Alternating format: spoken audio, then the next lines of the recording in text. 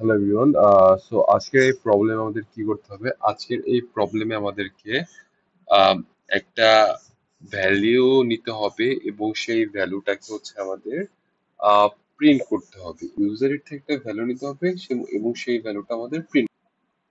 ওকে, চলেন আগে আপনাদের বলি।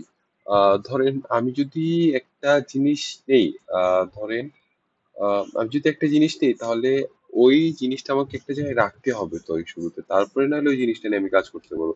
ঠিক এখানেও আমাদের শুরুতে কি করতে হবে? শুরুতে হচ্ছে একটা ধরেন আমি ভ্যারিয়েবল গুলাকে একটা বক্স হিসাবে চিন্তা করি। শুরুতে আমাদেরকে একটা বক্স বানাতে হবে। ধরেন এখানে আমি একটা বক্স বানাইছি, মাই var নামের একটা। মাই var is a short form for my variable নামে একটা, ধরেন আমি একটা ভ্যারিয়েবল বক্স বানাইছি। এই বক্সের ভিতরে কি, বক্সের ভিতরে ধরেন আমি 10 কে রাখবো, ঠিক আছে? এই বক্সের ভিতরে আমি 10 কে রাখবো। সো এই বক্সের ভিতরে 10 কে রাখার জন্য আমাদের কি করতে হবে? আমাদেরকে কম্পাইলারকে সেই বক্সের যে অ্যাড্রেসটা আছে, মানে সেই বক্সের যে অ্যাড্রেসটা, মানে সেই বক্স যে মেমোরি অ্যাড্রেসে আছে, ওই মেমোরির অ্যাড্রেসটা বক্সে বলতে হবে। তখন কি করবে? তখন হচ্ছে বক্সটা সেই মেমোরি অ্যাড্রেসে ওই জিনিসটাকে রেখে দিবে, যাতে আমরা ফার্দার ওইটা নিয়ে কাজ করতে পারি। ওকে, চলেন আমি কোডটা দেখাই আপনাদেরকে এখন। কোডের ভিতরে দেখেন, শুরুতে আমি কি একটা ভ্যারিয়েবল নিছি, ইন্টিজার নাম্বার।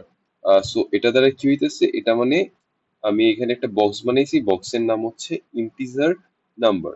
ওকে, বক্সের নাম হচ্ছে নাম্বার আর বক্সের টাইপটা কি? ইন্টিজার। মানে আমি এখানে ইন্টিজার টাইপের একটা বক্স বানাইছি যার নাম হচ্ছে নাম্বার বা নাম। ওকে, তারপরে আমি কি একটা প্রিন্টএফ দিছি যে ইন্টার নাম্বার, যেহেতু আমি ইউজারের থেকে নাম্বার নিতেছি। তারপরে আমি স্ক্যানএফ। স্ক্যানএফ কি? ইউজার ইনপুট দেওয়ার জন্য আমরা স্ক্যানএফ ইউজ করি। আর স্ক্যানএফ এর হচ্ছে আমাদের সিনট্যাক্স কি? স্ক্যানএফ এর সিনট্যাক্সটা হচ্ছে, আমি লিখে দিই একবার।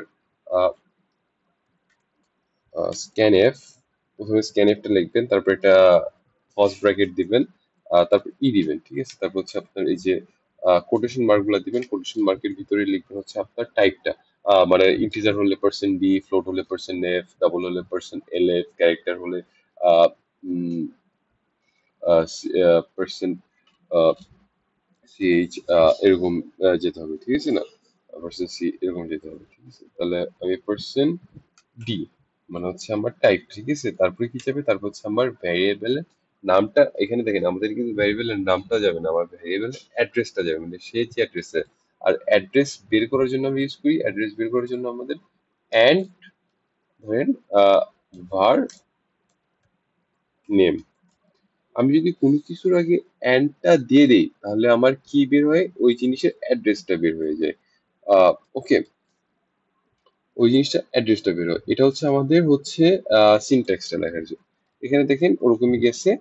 তারপর হচ্ছে প্রিন্ট এফ পার্সেন্ট ডি, তারপর হচ্ছে নাম্বারটা প্রিন্ট গেছে। চলেন আমি দেখাই এখন এটা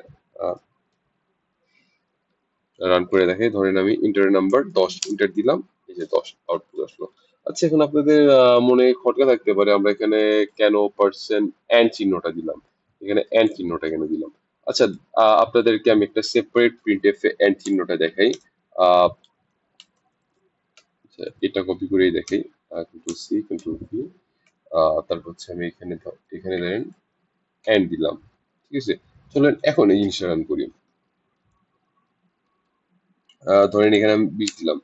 এই যে দেখছেন এখানে আমার একটা একটা কিন্তু একটা ধরেন অনেক বড় একটা সংখ্যা, সেই বড় সংখ্যাটাই হচ্ছে অ্যাড্রেস। ওকে, এখানে যে আমি বলছিলাম আপনাদের যে এখানে একটা আমরা একটা বক্স বানাবো, এই বক্সের ভিতরে হচ্ছে বক্সের অ্যাড্রেস দিয়ে দেবো, এই বক্সের অ্যাড্রেসে জিনিসটা রাখা হবে।